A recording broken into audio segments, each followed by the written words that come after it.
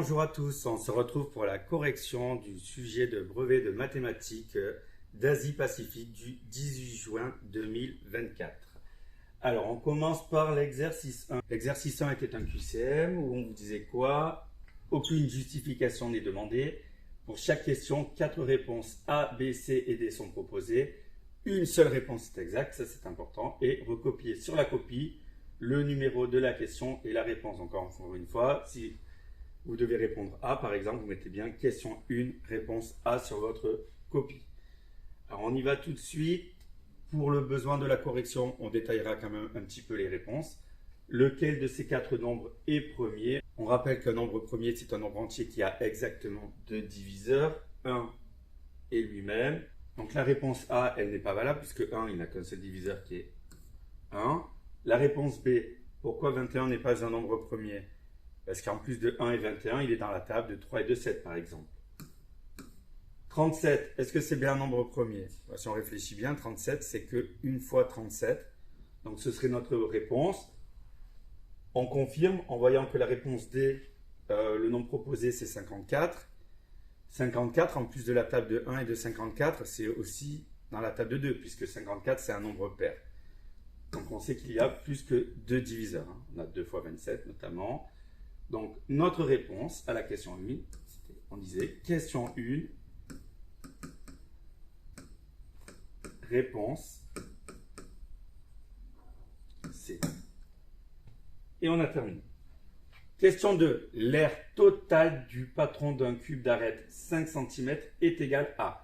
Alors on fait bien attention, on vous demande l'aire totale du patron. C'est-à-dire on a le patron de notre cube et on ajoute l'aire de toutes les faces. Attention, il y en a qui ont vu le mot cube et qui ont certainement dû calculer le volume. Donc non, on ne se trompe pas, on nous parle d'aire. Alors, si on regarde bien, j'ai pris un exemple de patron de cube. On a combien? On a 6 faces. 6 faces qui sont des carrés de 5 cm sur 5 cm. Donc l'aire d'un seul carré, c'est combien? 5 fois 5, 25. Et si je fais 6 fois 25 pour l'ensemble des faces, ça nous fait combien? 150. Donc la réponse B. Donc là, il fallait répondre. Question 2. Réponse B. On continue. Question 3. Une forme factorisée de l'expression littérale 4x au carré moins 9 est.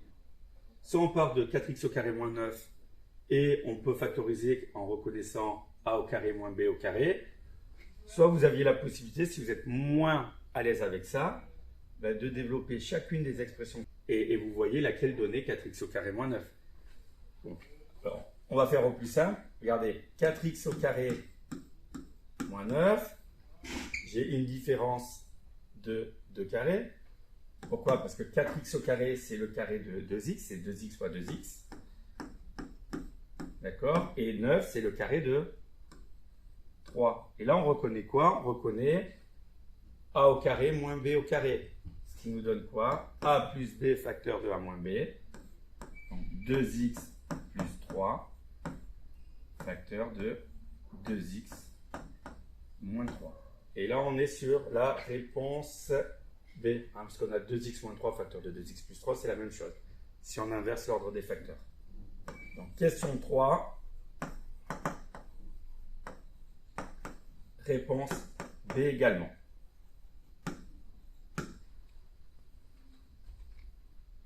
Alors, question 4. Un écran de télévision est au format 16 neuvième, ce qui signifie que la longueur et la largeur de l'écran sont dans le ratio 16 pour 9. Dans ce cas, si la longueur de l'écran est de 110 cm, sa largeur est d'environ... On rappelle la définition du ratio. On vous avait dit, deux nombres A et B sont dans le ratio 2 pour 3 si A sur B égale 2 sur 3. Et donc là, c'est la même chose. On nous dit que la longueur et la largeur de l'écran sont dans le ratio 16 pour 9. Donc ça veut dire que la longueur sur la largeur est égale à quoi? À 16 sur 9. D'accord? Le rapport longueur sur largeur est égal à 16 sur 9. Nous, on nous dit quoi? En réalité, la longueur, elle est de 110 cm et on aimerait trouver notre largeur. Alors, soit vous cherchez le lien pour passer de 16 à 110. Là, vous allez tomber sur un nombre décimal, mais bon, c'est peu importe. Hein. Vous arrivez à trouver comment on passe de 16 à 110. Vous faites pareil avec 9. Vous multipliez 9 par ce même nombre. Soit vous utilisez la propriété du produit en croix et vous en déduisez quoi que x est égal à quoi? 9 fois 110 divisé par 16. Et ça va vous donner 61,875, ce qui est environ égal à 62 cm. Donc là, il suffisait de répondre question 4. Réponse A.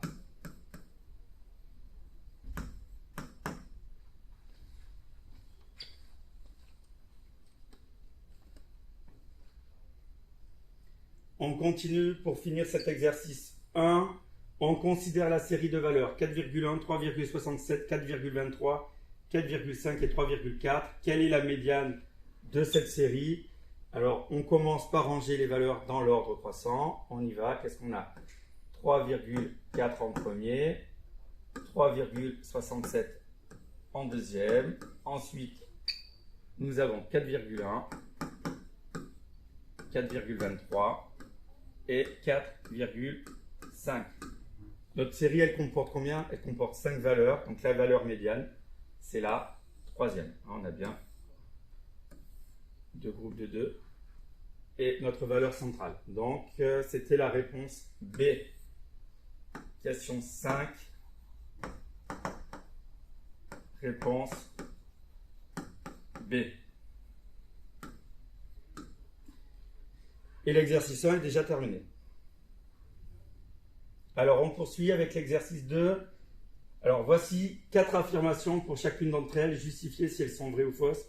Alors, en fait, il y avait une petite erreur dans la consigne de ce brevet, puisqu'en fait, vous n'avez que 3 affirmations et pas 4. Donc là, vous pourrez corriger si vous êtes imprimé le sujet, c'est 3 affirmations. Alors, voici un assemblage de 4 cubes identiques représentés en perspective cavalière. Affirmation numéro 1, la vue de droite est représentée par le dessin ci-dessous. On vous dit le dessin n'est pas à l'échelle. Alors attention, est-ce que ce dessin est valable ou pas? Si on regarde par la droite, si on regarde par ici, on voit les faces latérales de ces deux cubes, mais on va voir aussi au-dessus de cette face, la face du cube qui est à l'arrière. Donc on aurait dû dessiner quoi? On aurait dû dessiner nos deux carrés. Pareil, plus un carré au-dessus. Pour justifier notre réponse, il suffit de faire quoi? Mais en fait, vous dites l'affirmation est fausse et vous dites vous dessinez la vue attendue. Donc, en faisant attention, hein, sur la feuille, vous faites des beaux carrés. D'accord? Vous avez les carreaux pour vous aider. Donc là, on dira simplement l'affirmation numéro 1 est fausse.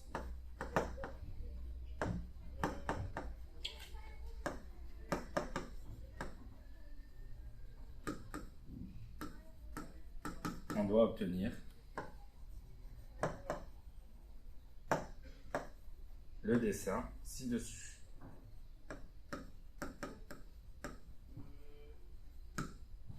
C'est fini pour l'affirmation numéro 1. Alors, petit 2, on considère le schéma ci-dessous qui n'est pas à l'échelle. Alors, on vous dit quoi? On vous dit que ON égale 6 cm. Bon, par rapport au codage, ça veut dire que SN fait aussi 6 cm. Et donc, OS fait 12 cm.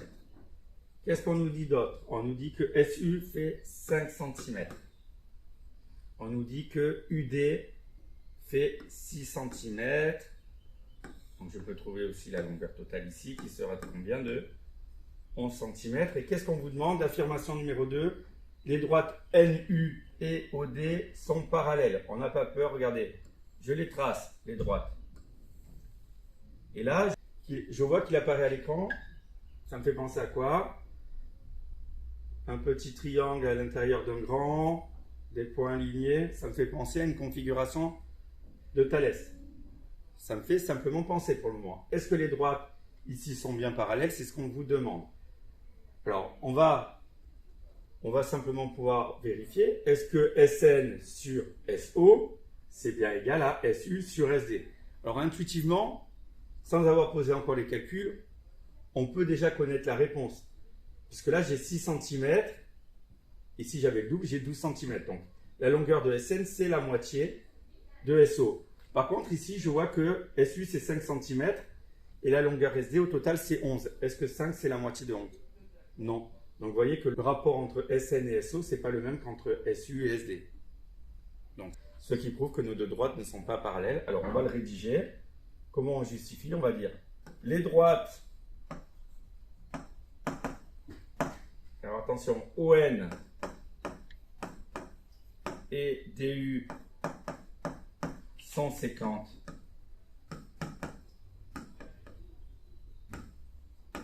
en S, le sommet commun. Alors, on calcule séparément.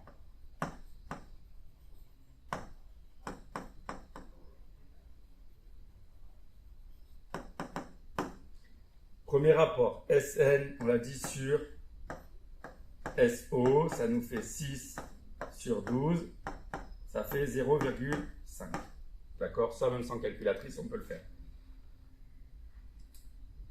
L'autre rapport, c'est quoi? C'est SU sur SD.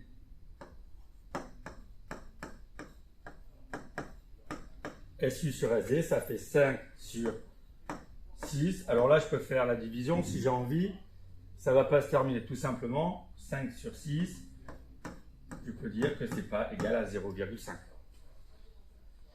Et donc là, je vais pouvoir dire quoi? Je constate que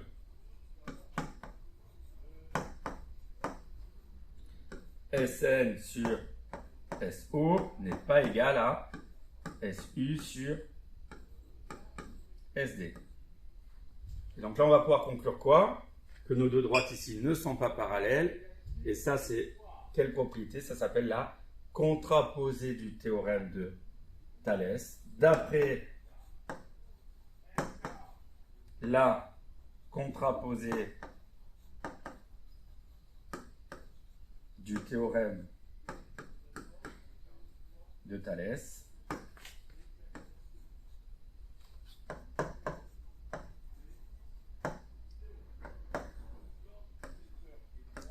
les droites NU et OD ne sont pas parallèles. Et donc on dira que l'affirmation est fausse.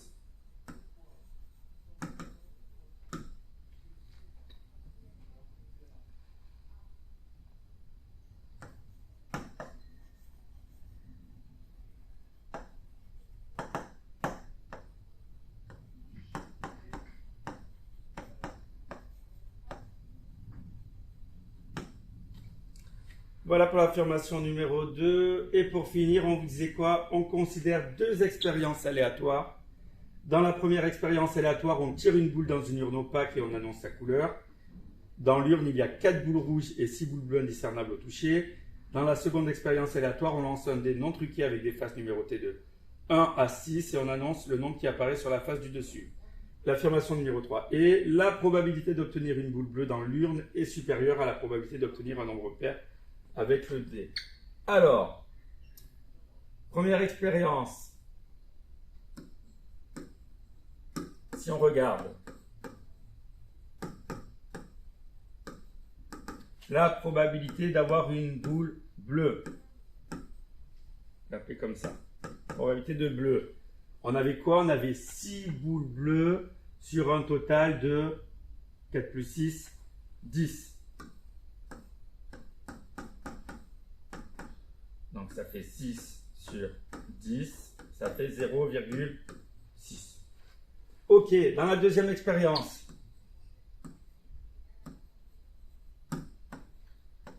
je lance un dé. Quelle est la probabilité d'avoir un nombre pair? C'est numéroté de 1 à 6, il y a la moitié des nombres qui sont pairs. Donc, la probabilité d'avoir un nombre pair, elle est de 3 sixièmes, ou on aurait pu mettre directement 1 sur 2, puisque c'est la moitié. Et 1,5, c'est 0,5. Et 0,5, c'est comment? C'est plus petit que 0,6. On vous disait quoi? La probabilité d'obtenir une boule bleue dans l'urne est supérieure à la probabilité d'obtenir un nombre pair avec le dé. L'affirmation numéro 3 est donc juste. Et vous aviez terminé l'exercice 2. On poursuit. Alors attention, exercice 3 sur 20 points. 3 élèves construisent chacun en vraie grandeur une même figure, puis la découpent. Ils obtiennent ainsi à eux 3 pièces identiques comme ci-contre. Donc voilà les 3 pièces. Le schéma ci-dessous représente la pièce construite par chaque élève avec les indications suivantes. Les droites AB et CG sont perpendiculaires. Donc le droit est marqué. Les points A, C et B sont alignés. L'arc de cercle qui relie le point A au point O. L'arc de cercle qui relie le point A au point B a pour centre le point G. Donc, AC qui est là égale CB. Vous avez les codages pour vous le rappeler. Et on vous disait quoi? CG égale 10 cm. Donc CG qui est ici 10 cm et BG qui est là 20 cm. Première question. Démontrer que la longueur BC mesure environ 17,3 cm. Alors je vous rappelle, qu'est-ce qu'on nous a donné comme indication? Que CG ça faisait 10 cm et que BG ça faisait 20 cm. Dans les consignes, on nous a dit aussi que CG était perpendiculaire à AB. Donc, que les points AC et B étaient bien alignés. Donc, si on a un angle droit ici, on a bien un angle droit là. Donc, si on a bien ACG qui est... Si ACG mesure 90 degrés, BCG mesure aussi 90 degrés. Donc on voit quoi? On a un triangle rectangle et dans ce triangle rectangle, on connaît 2 longueurs sur 3 et on cherche BC. Donc là, on va pouvoir utiliser quoi? Cours de 4e, le théorème de Pythagore. Donc on va dire quoi? Le triangle BCG est rectangle en C. Donc, d'après le théorème de Pythagore,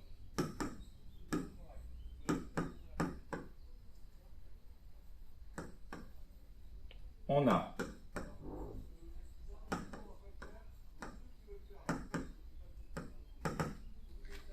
attention, l'hypoténuse CBG, donc BG au carré, est égal à, je pars du sommet de l'angle droit, CG au carré plus CB au carré. On remplace par les longueurs connues. Attention, BG, c'est 20 au carré. CG, c'est combien? C'est 10, donc 10 au carré. Plus CB. CBC, c'est ce qu'on cherche. 20 au carré, on peut prendre sa calculatrice si on a besoin. 20 fois 20, 2 fois 2, 4, fois 10 fois 10, ça nous fait 400. 10 fois 10, ça fait combien? Ça fait 100 plus CB au carré. Moi, je recherche, attention, je recherche CB au carré. Qu'est-ce que je vais faire? CB au carré égale 400 moins 100. Je fais ma soustraction. Ça nous donne CB au carré égale à 300. Maintenant, je souhaite retrouver quel est le nombre positif dont le carré est égal à 300. Je vais faire quoi? Racine carrée de 300. Donc, CB égale racine carrée de 300. Et ça nous donne quoi? Si on tape racine carrée de 300 sur la calculatrice, ça nous donne 17,32 et des poussières. Donc, ça donne bien environ 17,3 cm. Donc, on a bien montré ce qu'il fallait. En deuxième question, on vous disait quel est l'aire du triangle BAG? On donnera une valeur arrondie à l'unité. Donc, on rappelle que la formule pour calculer l'aire d'un triangle, c'est côté fois hauteur divisé par 2. Donc là, on prend le triangle BAG qui est là. Qu'est-ce qu'on connaît? On connaît la longueur AB. Ben, c'est 2 fois racine carrée de 300. Et on connaît la hauteur relative à ce côté qui est CG. Ça fait 10 cm.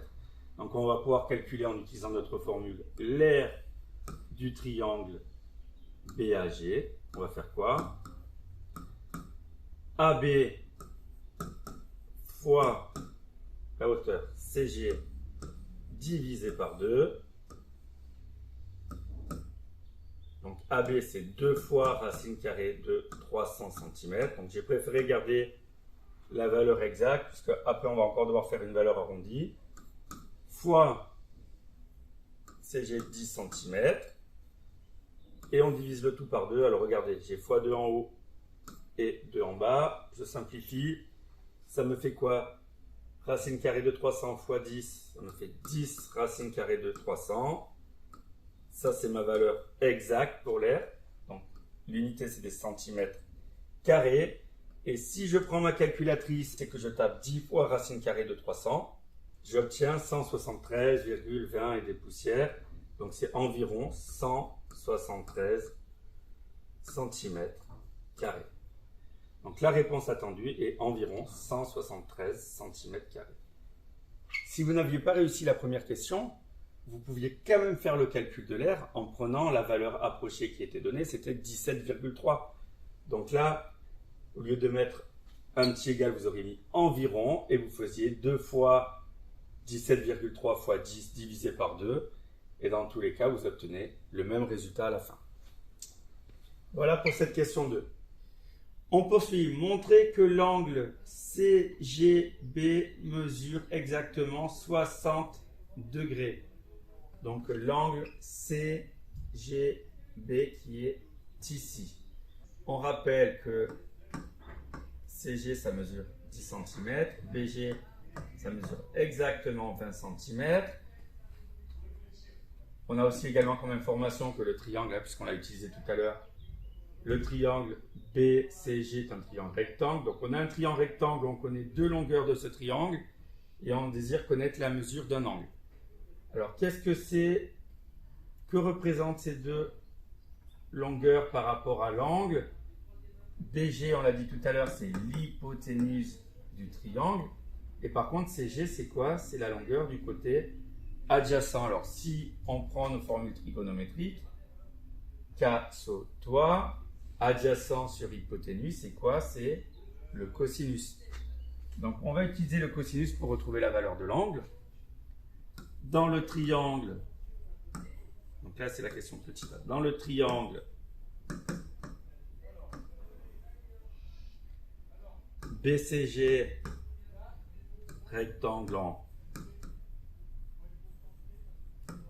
C, on a, donc on a dit côté adjacent hypoténuse, c'est le cosinus. Cosinus de l'angle CGB. C'est quoi? Côté adjacent CG sur hypoténuse BG. Alors on peut la ligne où on aurait pu faire tout directement. Ça nous fait quoi? Ça nous fait 10 sur 20, 10 cm sur 20 cm. Alors là, on aurait pu le calculer. Qu'est-ce que ça fait 10 divisé par 20? Ça fait 0,5. Et donc là, pour retrouver la mesure de l'angle CGB, qu'est-ce qu'on va faire? On va faire arc cosinus de 10 vingtièmes ou de 0,5. Vous obtenez précisément un angle de 60 degrés. D'accord? Alors attention, ça arrive très souvent qu'on obtienne des valeurs décimales infinies. Là, ça se termine. Donc on vient de montrer à la question A que CGB mesure 60 degrés et on vous dit en déduire la mesure de l'angle AGB. Qu'est-ce qu'on a comme information? ACG et BCG, ce sont deux triangles égaux. Alors regardez, on a AC qui est égal à CB, CG c'est un côté commun, donc on a la même longueur, et on a l'angle compris entre ces deux côtés qui est identique, qui mesure 90 degrés. Donc on a bien deux triangles égaux. Donc ça veut dire que là, l'angle CGA, c'est l'homologue de l'angle CGB. Donc on a deux angles de 60 degrés. Donc l'angle AGB est égal à 2 fois 60 degrés, est égal à 120 degrés. On va résumer tout ceci en disant quoi? Les triangles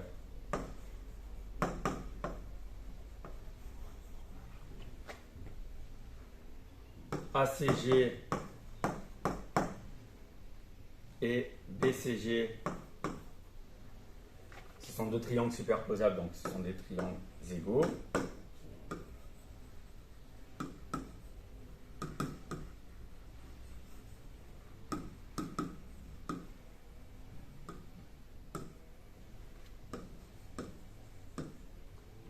Donc, l'angle CGA,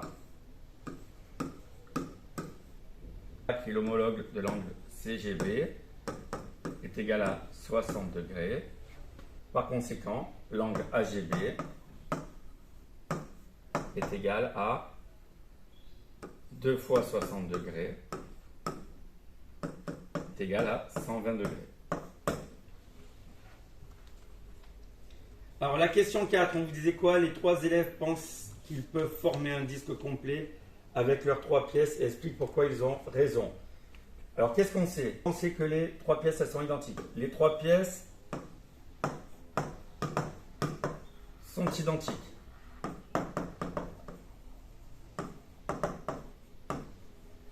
Et on a vu que pour les 3 pièces, on avait un angle de combien?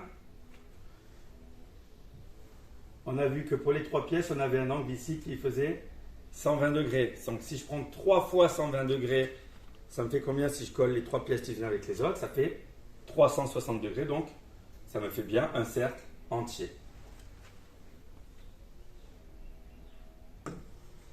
Et 3 fois 120 degrés, ça fait 360 degrés. Donc si on colle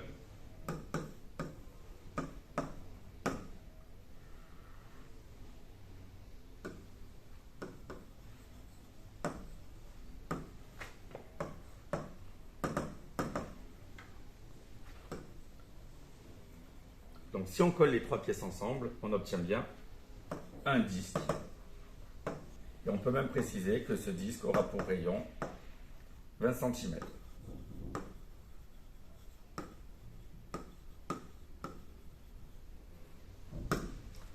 Voilà pour la question 4. Alors on enchaîne. Question 5. En déduire l'aire de la pièce obtenue par chacun des élèves, on donnera une valeur arrondie à l'unité. Alors on peut calculer l'aire du disque complet. L'aire du disque, elle est de combien? On utilise la formule pi fois rayon au carré. Le rayon, on a dit, il était de 20 cm. Donc ça fait pi fois 20 cm au carré. 20 fois 20, ça fait 400. Donc ça me fait une aire de 400 pi cm carré. Alors pour le moment, je vais garder la valeur exacte. Donc si je veux l'aire d'une seule pièce,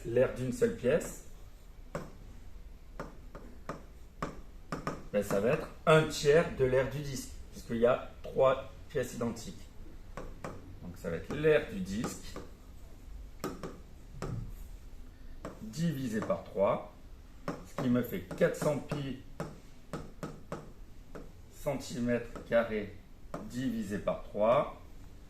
Là, je prends ma calculatrice et je tape 400 pi divisé par 3. Alors, le résultat qui s'affiche, c'est 418,87 et des poussières. Attention, valeur arrondie à l'unité. Donc on va prendre environ 419 cm carrés.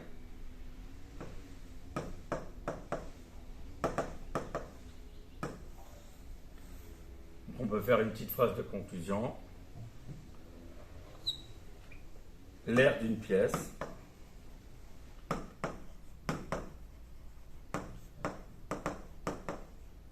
est d'environ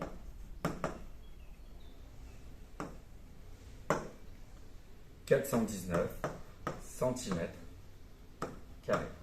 Et on avait terminé pour cette question. Au niveau de l'exercice 4, on vous disait quoi? Des amis habitent Strasbourg et préparent leurs vacances. Cette année, ils ont décidé de partir découvrir une grande ville française pendant une semaine. Pour s'y rendre, ils louent une voiture. Une fois arrivés sur place, ils feront ensuite tout leur trajet à pied ou en transport en commun. Donc on vous disait, une agence de location de voitures propose les 3 formules suivantes pour une location sur une semaine. Donc la formule A où on va payer les déplacements au kilomètre, 50 centimes par kilomètre parcouru. La formule B avec un forfait fixe de 300 €, puis 0,25 centimes d'euros pour chaque kilomètre parcouru. Et la formule C où on paye 900 € pour un nombre de kilomètres illimité. Alors attention, vous aviez un tableau indicatif pour les distances entre les villes françaises. Donc si par exemple, vous regardez ici, vous avez un exemple qui est donné, dans la case qui est grisée, ça nous donne quoi? Grenoble-Nantes, l'intersection entre Grenoble et Nantes, ça nous donne la distance la plus courte entre Nantes et Grenoble est de 741 km. Alors partie A, les amis souhaitent se rendre à Marseille, ils ont un budget de 1000 € pour le voyage. Première question, quelle distance en kilomètres vont-ils parcourir pour le trajet aller-retour? Alors on part de Strasbourg et on veut aller à Marseille. Alors regardez bien, si je prends Marseille, c'est ici, Strasbourg, c'est là. Je regarde l'intersection de la colonne Marseille et de la ligne Strasbourg. Et je trouve quoi? Je trouve 803. Donc 803, attention, c'est la distance la plus courte entre Marseille et Strasbourg. Donc ça, c'est pour un aller. Donc si je fais l'aller-retour, ça fait combien? Ça fait 1606 km. D'après le tableau.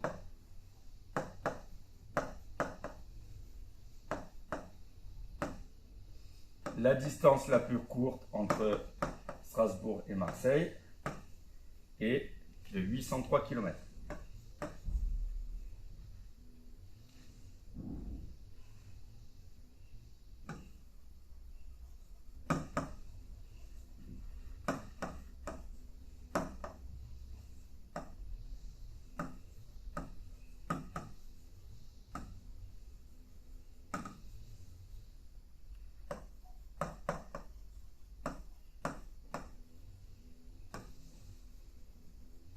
Donc pour un aller-retour, qu'est-ce qu'on va faire? 803 fois 2.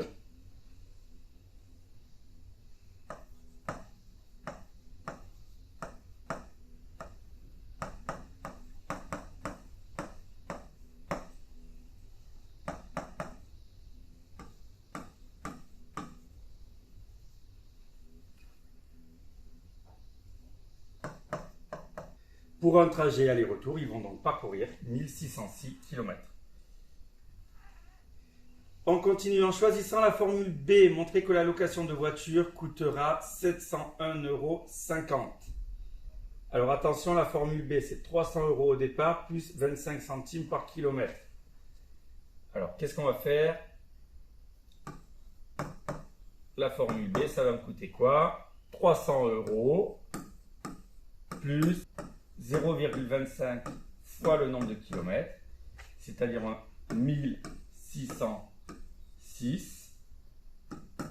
Je fais 300 plus 0,25 fois 1606, ça fait combien? Ça fait 401,50. D'accord? Multiplié par 0,25, c'est comme divisé par 4. Et si je fais 300 plus 401,50, ça me fait bien 701,50.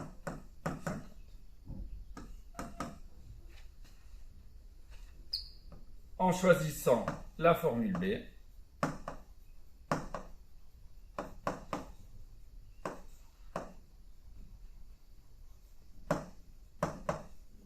le coût de la location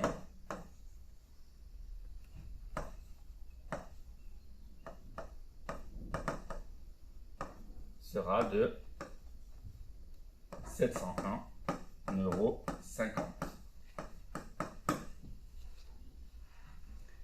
On poursuit. Quelle est la formule la plus avantageuse? Alors attention, on a déjà vu que pour la formule B, on en a pour 701,50 €.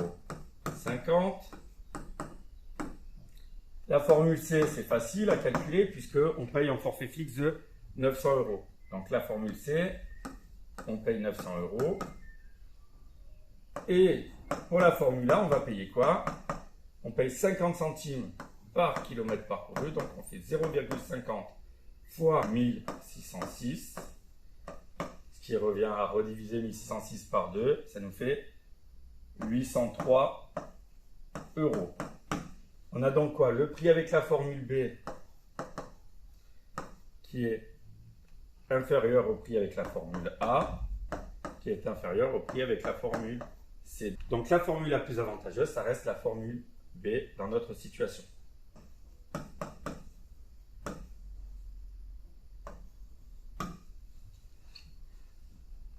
On continue. Alors, voici des informations pour le voyage. Prix moyen du gazole en 2023, 1,87 € par litre. Information 2, voiture proposée, type de carburant, gasoil, consommation 5,6 litres pour 100 km et le coût total pour les péages, 115,80 €. Le budget sera-t-il suffisant? On rappelle que nos voyageurs, ils ont un budget de 1 000 €. Alors pour savoir ce que ça va leur coûter, on doit prendre quoi en compte? Le prix de la location, plus le prix de l'essence, plus les péages. Donc le coût total, on est d'accord, c'est le coût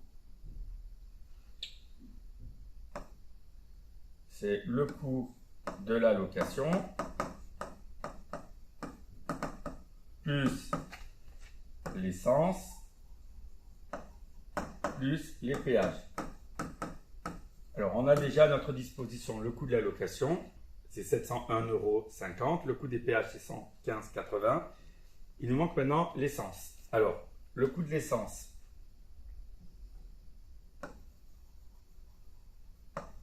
comment on va faire? On sait que 1 litre de gasoil, ça coûte 1,87 € et qu'il nous faut 5,6 litres pour 100 km. Alors, un petit peu de proportionnalité. On va voir. 5,6 litres, si on fait un petit tableau, 5,6 litres, ça permet de faire 100 km. D'accord? Et nous, on a combien de kilomètres à faire? On en a 1606. Donc, si on cherche la quantité de gasoil qui correspond en litres, on va faire quoi? 5,6 fois 1606 divisé par 100.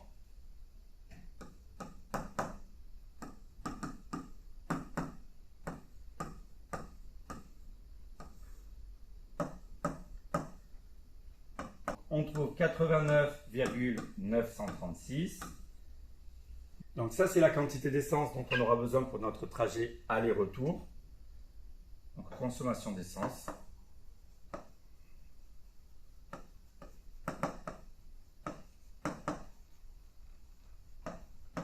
sera de 89,936 litres. Maintenant, le prix d'un litre, on l'a dit, c'est 1,87 €. Donc on va faire quoi? 89,936 fois 1,87 et ça nous fait environ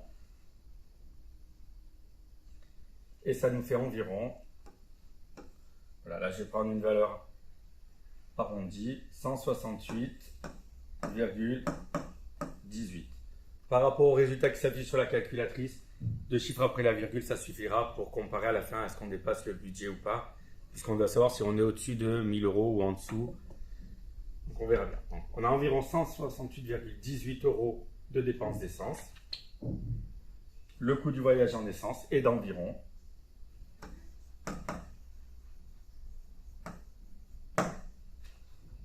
168,18 €. Alors maintenant, si on met en lien toutes nos informations, le coût total il va être égal à quoi? Au 701,50 € du trajet, alors attention, plus nos 168,18. Ah, j'ai corrigé ici parce qu'on va avoir une valeur approchée, bon, qui sera vraiment très très proche de la valeur exacte. Et attention, le péage, on nous disait, le coût total du péage est de 115,80 €. D'accord, donc le coût total, ça inclut donc l'aller et le retour. On additionne tout ça et ça nous donne environ 985,48 €. Ah, vous voyez, donc c'est pas les 0,00032 que j'ai enlevé ici qui vont changer quoi que ce soit au résultat. On a bien un coût qui est inférieur à 1 000 €. On nous demandait est-ce que le budget sera suffisant? La question est oui.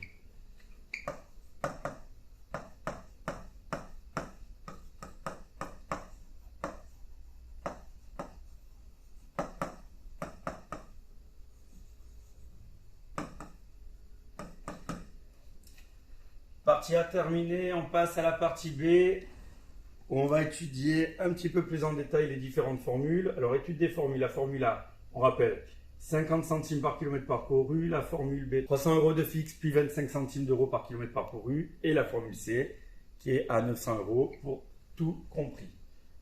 Alors, soit X, le nombre de kilomètres parcourus exprimé en fonction de X, le prix payé pour chaque formule de location. Alors, si je refais comme tout à l'heure, la formule A, qu'est-ce qu'on fait? Le nombre de kilomètres fois 50 centimes. Donc, ça va nous faire 0,50 fois X. On peut écrire directement 0,50X ou 0,5X. La formule B, qu'est-ce qu'on va faire? 300 euros de fixe plus 0,25 fois le nombre de kilomètres, donc 0,25x ou 0,25x plus 300.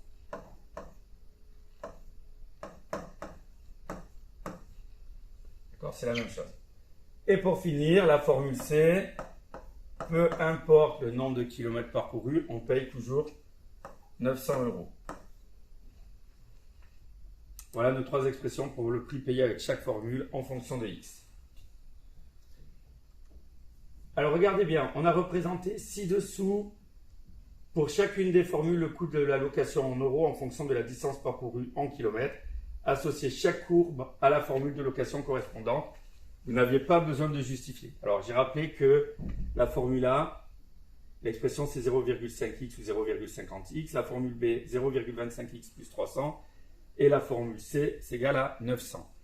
Alors, la courbe la plus simple à repérer, c'est celle de la formule C. Pourquoi? Parce qu'on a toujours, peu importe la distance parcourue, on paye toujours 900 euros.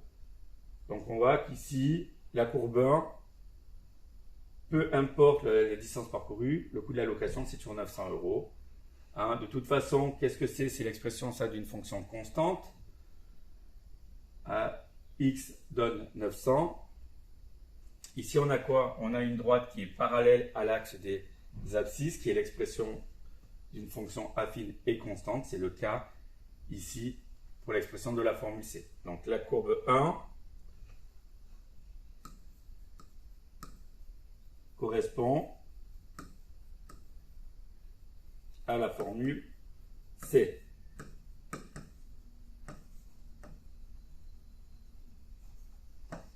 Maintenant, on regarde. Ici, j'ai une expression qui correspond à l'expression d'une fonction qui est comment? Linéaire. D'accord? X donne A fois X. Et ce genre de fonctions, elles sont représentées par quoi? Par une droite qui passe par l'origine du repère. D'accord? Si je fais 0 km, ici, je paye 0. Si je fais 200 km, je vais payer quoi? Je vais payer 100. On est là. D'accord? Et ici, on voit qu'on a l'expression d'une fonction affine dont l'ordonnée à l'origine est combien? Vaut 300. Donc, ça veut dire qu'ici, la droite représentative de cette fonction, elle passerait par le point de coordonnées 0, 300. Donc, la formule A, elle est représentée par la courbe numéro 3 et la formule B, elle est représentée par la courbe numéro 2. Donc, on va dire tout ça. La courbe 2 correspond à la formule, on a dit B, et la courbe 3 correspond à la formule A. On poursuit, alors résoudre l'équation 0,25x plus 300 égale à 0,5x et interpréter ce résultat, donc dire à quoi correspond ce résultat dans le cadre du problème. Alors si je prends mon équation 0,25x plus 300 égale 0,5x. Alors on pourrait garder tous les x à gauche et après faire passer les nombres à droite. Là on a déjà que des x à droite. Donc le plus intéressant c'est de mettre tous les x à droite. On va garder tous les x à droite et garder le 300 à gauche. Comment j'élimine le 0,25x qui est ici? En faisant moins 0,25x à gauche. Et je vais faire la même chose à droite. Donc il nous reste quoi? 300 égale à 0,5x moins 0,25x. Bon, pour ceux qui en ont besoin, vous pouvez toujours écrire. Hein. J'ai fait quoi? J'avais 0,25x et j'ai enlevé 0,25x. D'accord? Donc il me reste bien 300 à gauche. Et ici, 0,5x moins 0,25x, ça nous fait 0,25x. À gauche, il restait 300. Attention, moi je veux la valeur de x ici. 0,25x, c'est quoi? C'est x qui a été multiplié par 0,25. Comment je retrouve x? En divisant par 0,25.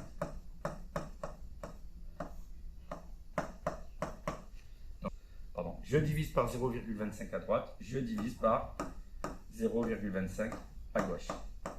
300 divisé par 0,25, ça nous donne 1200. C'est comme si j'avais multiplié par 4.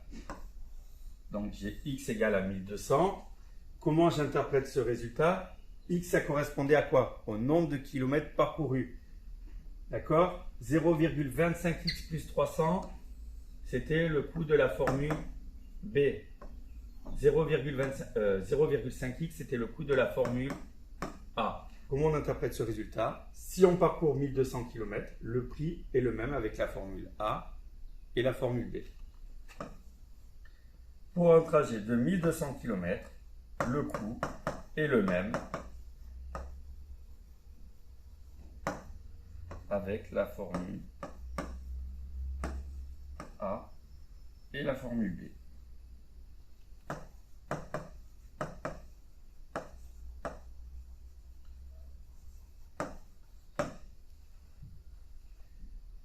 Dans la partie 8, à partir du graphique, on vous demandait de répondre à 3 questions. Pour répondre à la question, si la distance parcourue est 2500 km, quelle formule doit-on choisir pour payer le moins cher? Alors, attention, on voit qu'on va de 200 en 200. Si on compte, donc là on est à 2400 et là on est à 2600. Donc 2500, c'est là. Si je monte, je regarde. Si je regarde le coût de location le moins cher, il correspond, le coût de location le moins cher, je le lis sur la courbe numéro 1. La courbe numéro 1, elle correspondait à quoi? Elle correspondait à la formule C. Donc pour 2500 km, on doit choisir la formule C. Donner une distance parcourue pour laquelle la formule A est la plus intéressante. Alors on avait dit la formule A, c'était 0,5x, c'était la courbe numéro 3. Donc, donner une distance parcourue pour laquelle la formule A est la plus intéressante. Alors, regardez bien, pour que la formule A soit la plus intéressante, 200, 400, 600, 800, 1000, 1200, jusqu'à 1200 km, d'accord? Le prix avec la formule A, qu'on lit sur la courbe numéro 3, il est toujours inférieur au prix avec les autres formules. D'accord? Donc, donner une distance parcourue, il fallait choisir un nombre entre 0 et 1200. D'accord?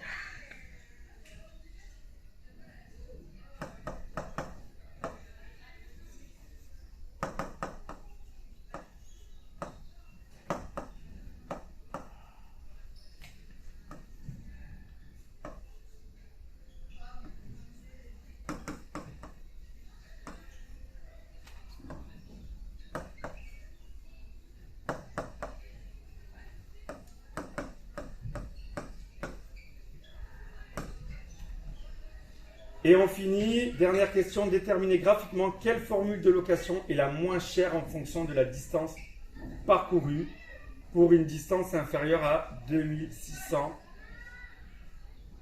km. Alors 2600 km, on est ici. Alors attention, on voit que entre 0 et 1200 km, c'est ce qu'on a dit tout à l'heure, la plus intéressante, c'était qui? C'était la formule A. Ensuite, on voit que le prix le plus bas, jusqu'ici, il correspond à la courbe 2. Donc la courbe 2, c'était la formule B. Et ensuite, à partir de 2400 km, ça devient plus intéressant d'avoir la formule C.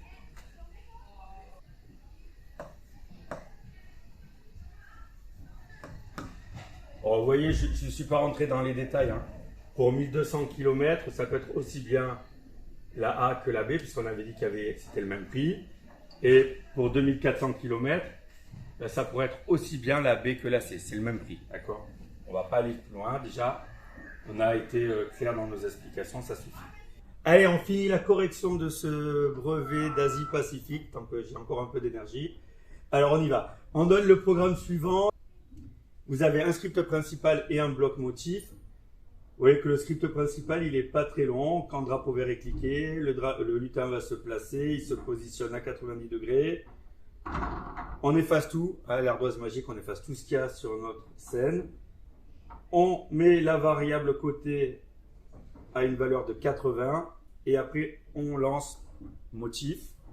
C'est sympa, il vous rappelle ce que ça veut dire s'orienter à 90, donc ça veut dire s'orienter à l'horizontale vers la droite. La première question, elle démarre, elle est vraiment pas très dure. À quelles coordonnées le lutin se positionne-t-il juste après avoir cliqué sur le drapeau vert? On regarde le script principal, on a cliqué. Qu'est-ce qui fait le lutin? Il va à x moins 100, y 0. Donc les coordonnées du lutin, c'est moins 100, 0. On avait terminé. Hein. Ce qui est intéressant, c'est qu'on vous dit dans cet exercice, aucune justification n'est attendue. Alors maintenant, on vous dit en prenant 1 cm pour 20 pas, dessinez en vraie grandeur la figure obtenue en exécutant le script principal. Alors mon lutin, il va se positionner. Il est prêt à partir dans ce sens. La variable côté, elle vaut combien? Elle vaut 80 pas, et on dit que 20 pas, c'est 1 cm. Donc attention, si 1 cm c'est 20 pas, 80 c'est 20 fois 4, donc ça fera 4 cm.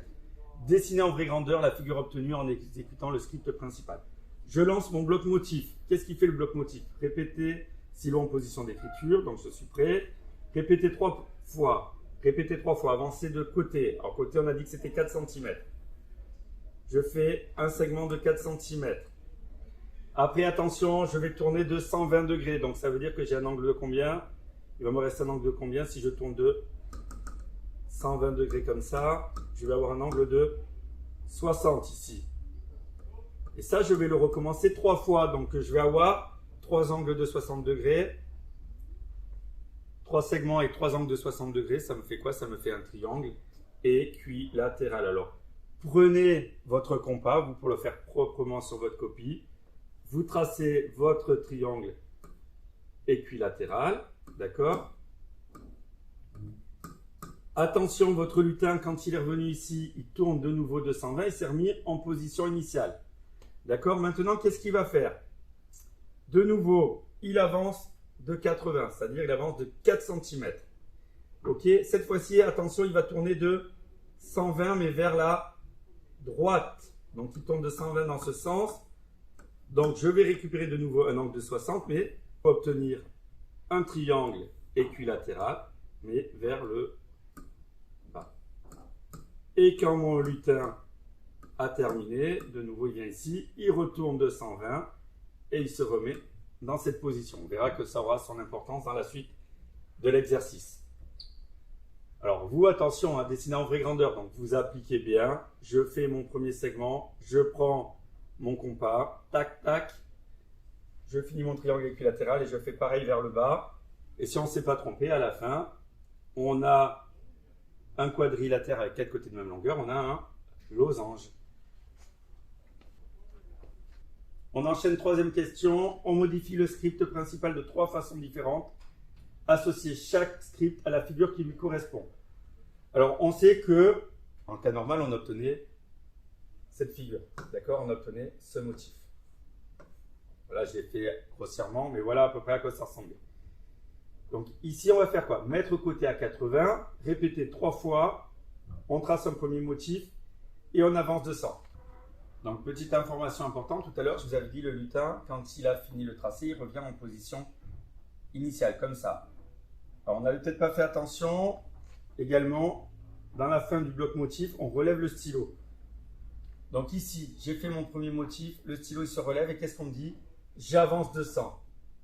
D'accord? Sachant qu'ici, la longueur, elle est de 80. Donc, si j'avance de 100, je vais aller un peu plus loin, je vais aller vers ici. Tac, je me remets en position d'écriture. Et je refais ma deuxième figure. Tac, je reviens, je recommence une troisième fois. Voilà, bon. C'est vraiment fait grossièrement en main levée, mais voilà, avec le script numéro 1, je vais donc obtenir la figure B. Donc, sur votre copie, vous écriviez, le script 1 permet d'obtenir la figure B.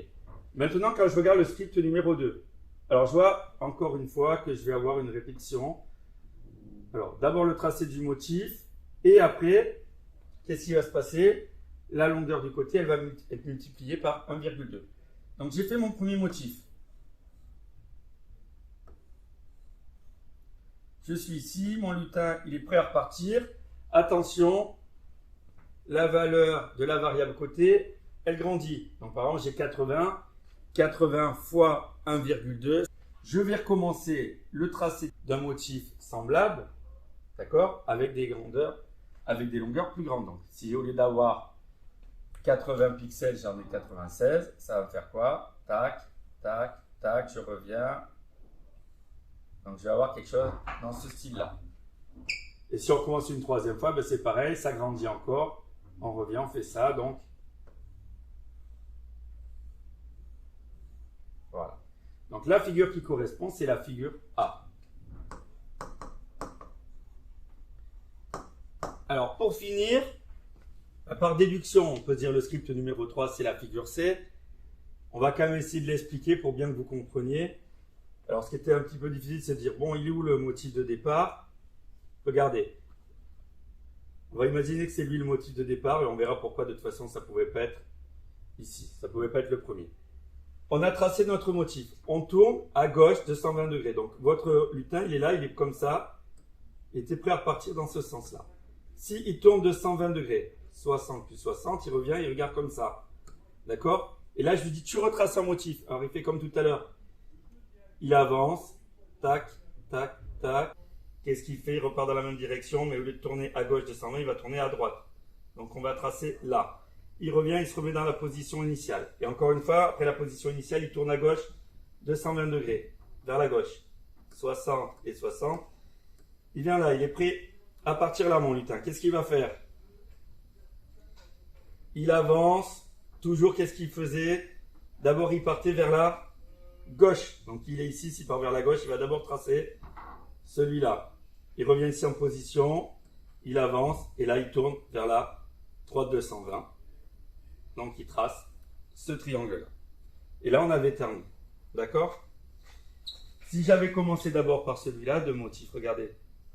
Je trace lui, je reviens, je trace le bas, je reviens en position. Si je tourne de 120 vers la gauche, ben je me retrouve ici, il n'y a rien. D'accord? Donc, c'était forcément celui-là du fond, le premier.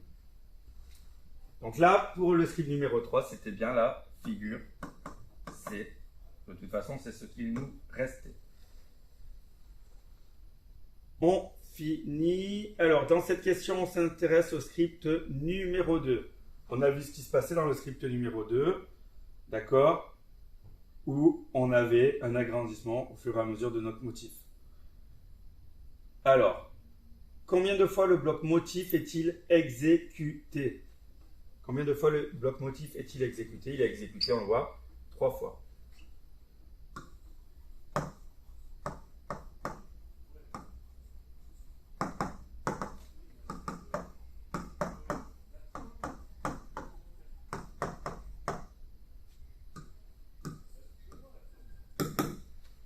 Petit b, quelle est la valeur de la variable côté à la fin de ce script? Alors, au début du script, la variable côté, on l'a mise à combien? On l'a mis à 1,2.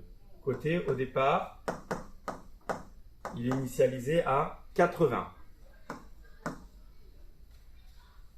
Premier tour, 80 est multiplié par 1,2. Deuxième tour, tracé du deuxième motif, puis on multiplie de nouveau par 1,2. Troisième tour, on trace notre motif et on finit le programme par une troisième multiplication. Donc au final, 80 est multiplié par 1,2 au cube. Là, je prends ma calculatrice. Donc ça nous fait comme 80 fois 1,728. Alors ça, c'était pas obligatoire, cette étape-là. et ça nous fait 138,24. Donc, quelle est la valeur de la variable cotée à la fin de ce script? Elle est de 138,24 points.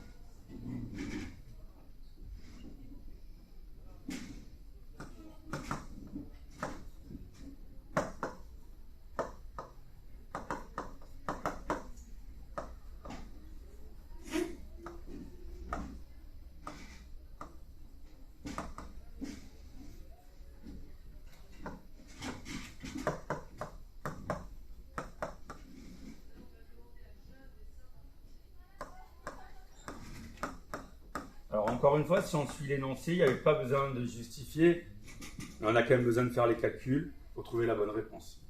Alors c'est sur cette question que se termine ce brevet de mathématiques d'Asie-Pacifique du 18 juin 2024. L'échéance s'approche pour mes élèves et pour d'autres, que ce soit en Polynésie ou en métropole. Voilà, pour ceux qui ont terminé leurs épreuves, encore une fois, bonnes vacances, et pour les autres, bon courage pour cette fin d'année. J'espère que ça vous a aidé et je vous dis à bientôt.